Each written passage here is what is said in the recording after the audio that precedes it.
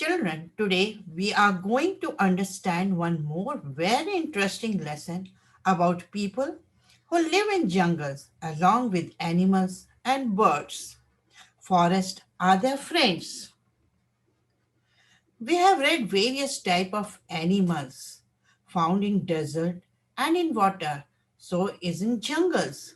You all are familiar with them. The jungle provides shelter to all of them. Now here we can see various types of trees. The forest are the place on the earth where lot of trees, plants, animals, birds and insects live in association with each other. Some human beings also live inside the forest. They are called Adivasis. Forests are the natural place on earth where everybody live in harmony. Now, in this picture, you can see how all the animals are friendly with each other. These are the Adivasis who live in the forest. Now we can see Banjara of Rajasthan, Bhil of Chhattisgarh. They are Garo of Assam. So there are three hills, Garo, Khasi and Jaintia. And in everywhere in these three hills, you get different type of Adivasis. This is Gond of Madhya Pradesh. These are the Santals of Jharkhand and Toda of Tamil Nadu.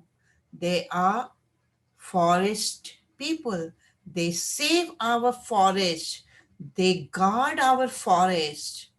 They keep our nature intact. Now, today we are going to read a story from Santhal, Jharkhand. Now, Suryamani is the one who led the movement, Save the Forest of Jharkhand. Now, she is the founder of Toran, a tribal right and culture center in Kotari village, Ranchi district in Jharkhand. They depend on forest for their survival. Kuduk, it is a special community of people who live in forests. The language they speak is also called Kuduk. So here you can see the dictionary and so many books have been written on the Santhales. They have a big, great culture. They are the oldest people. And here in this map, you can see where we find the Santhales in Jharkhand.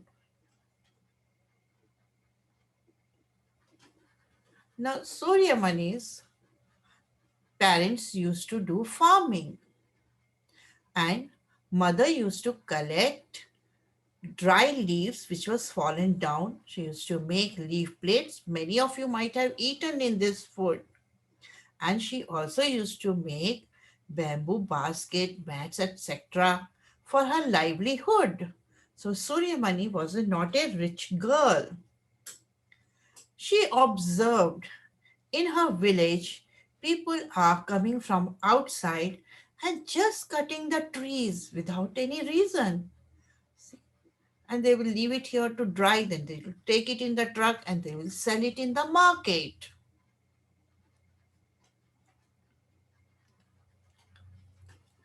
In the panchayat, many a times people had objection, but you have already read in the various lessons before that government officials will come and they will force them to leave the forest as they want to do development in the name of dam and roads, but then they will not give them proper place to settle. And you have seen how the people move from one place to another place for their livelihood. Now in every panchayat a seat for ladies there. Now the people have become wise. Now they educate each other and don't want to leave their village until unless they get a proper place to live. Now, Shambhu contractor, see, you can see here, he calls the village people and he says he is going to cut the forest. And when they revolt, he also tell, if you will not allow, I will call police or government officials. People are very simple and they are very scared. And they are also, that's why, scared of, afraid of the contractor. Now everybody is quiet except Budhyamani. She is very bold and she would say, we, the people of this forest, have a right over it. We look after our forest. We don't cut trees like these contractors do. The forest is like a collective bank, not yours or mine alone. We take from it only as much as we need. We don't use up all our wealth. So nobody can claim in the forest that the forest belong to them, because she says forests belong to everybody and everyone takes care of the forest, and they take only what is they they need. They don't cut like Shambhu. The Shambhu contractor, what he's doing, we saw in the last uh, slide. He's just cutting the trees without thinking. But people in the forest who live, they don't cut trees like this. They take only what is needed. That's why Buddhya Money is saying it is a collective bank. Like your father gets the salary, it is in the bank. How much money he requires, he takes only that. You know, the first day he gets the salary, he may be taking out 10,000 rupees to pay to milk, wala, electricity bill, house rent, and buy some food materials. Later on, he needs more money to buy petrol. So he will bring some more money from the bank. Then some months you have to pay fees. That months your father will take out some more money, 1,500 rupees to pay the fees. But he will not take entire money what he has got, isn't it? The whole money we cannot spend in one day. If we spend in one day, then what will happen to the 30 days? So how much ever we require, we eat only that much, isn't it? You will not eat the whole sweet what your mummy has prepared. Same way, even in the forest, what they require, they take. See, so many leaves have fallen, but they have brought only this much leaves, what they require. Now she has made one bamboo basket, and here soup you might have seen in your with your mother or your grandmother's house for cleaning the rice and wheat, etc. See, the village people, they are using only that much what is required. Now Surya Mani, when she was small, she was going to school, but her father lost the land where they were doing the cultivation. You have read how the people in the village who take the loan, and then the landlord take away their lands. Now she had no money. Her father had no money to send her to school. Now he is the Mania uncle who used to feel so pity, and sometimes he used to send rice or wheat to Surya Mani's house when he used to see the children are very hungry and there is no food. So he was a good man. When Surya Mani grew little more big, he told Surya Mani to go to the hostel and study there. First Surya Mani said, no, why should I go leaving my jungle? This is my house. Then Maniang Chacha told, if you want to do something to save your jungles, you should know some laws. If you know the laws, only then you can save. So for that, you have to study. And so she came to the school. Now, see, like a good girl, she is learning from her teacher whatever the teacher is teaching. And after finishing her school, she went to college to do her BA. And here she realized she likes forest, she likes plants and trees. See, you have a eco club, you have a nature club. So in like that, the school or college also had a club. And now see here, they are going to plant this plant here. They are not feeling bad, they are feeling so happy. You don't like to touch mud, but here you see they are carrying on their head. Mud isn't nature. You must walk on the mud. You must live with the mud. It is very good for your health. Now, daughter of a jungle, she realized that the children of her forest are going away from the forest life. They are forgetting forest art, occupation, and culture. She wanted to preserve her culture and so started taking children to forest on every Sunday. Children started enjoying going to forest. They used to jump, run, climb the tree, sing song, pick flowers, leaves, and make the necklace. You can see here the necklace. Then they used to collect the fruits. They used to imitate the voice of the birds.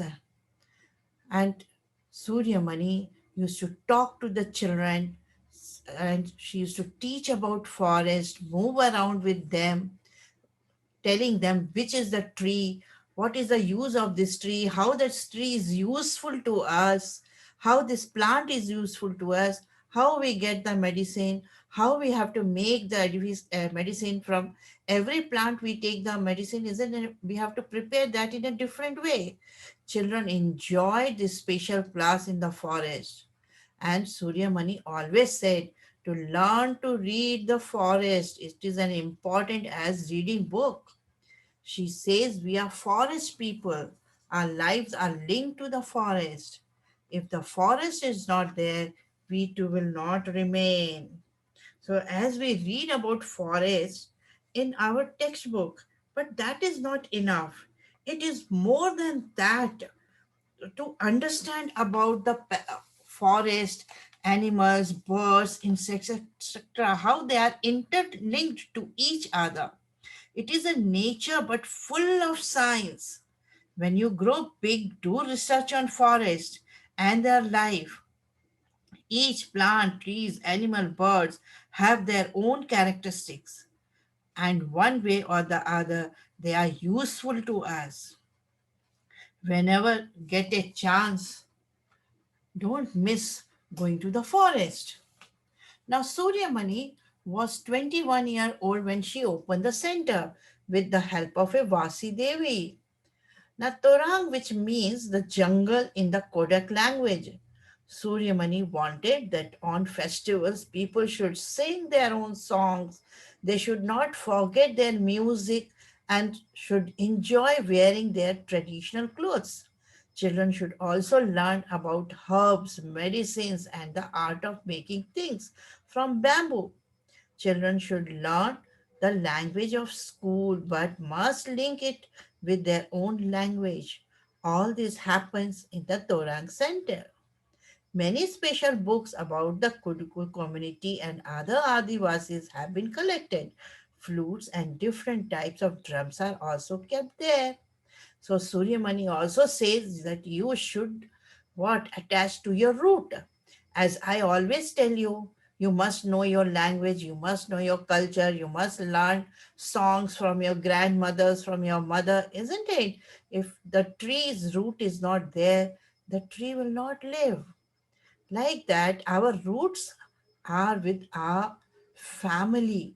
We must learn our family values. We should know our language. We should know our culture. Now, from Jharkhand, we will move to Mizoram. In this map, see carefully. Can you locate Mizoram? Yes. Now, Mizoram is a full hilly area. Okay. These are also a part of Himalaya, but it is not very high mountains. They are small hills, and between them, the people live. This is their dress, their traditional dress. Okay, now here in Mizoram, it's full of hill, and people live here mainly do the farming. Now, here the farming is done in a different way. They say the whole land belongs to everybody. It is not to any one person. As we say, now this much land is mine, that much land is my uncle's, or this much land is my neighbor's, this land is for my grandfather. But in Mizoram, it is not like that. The whole land belongs to the whole village. And now the village council will decide through the lottery who will get how much land for the farming. The land belongs as to the whole village. So no, not to separate peoples. They take in turn to do farming on different parts of land.